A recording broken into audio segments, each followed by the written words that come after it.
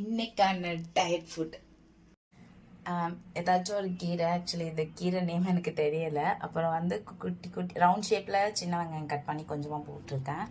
இது வந்து சப்பாத்தி மாவு கிடையாது. இது வந்து இந்த சத்து மாவு சொல்லுவாங்களே அந்த மாதிரி. இதில் கொஞ்சம் ஜீரா போட்டிருக்கேன்.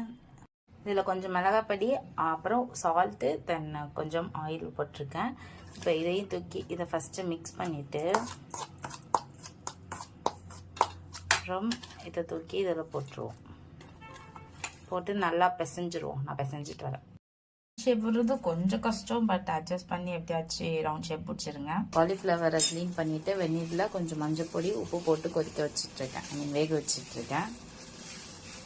இதில் வந்து சிக்கன் 65 மசாலா அப்புறம் மட்டன் மசாலா ரெண்டையும் போட்டிருக்கேன். கொஞ்சோண்டு இதை போட்டு அப்படியே நம்ம வந்து ஃப்ரை பண்ணி எடுத்துக்குவோம். நல்லாயிருக்கும். Diet lunch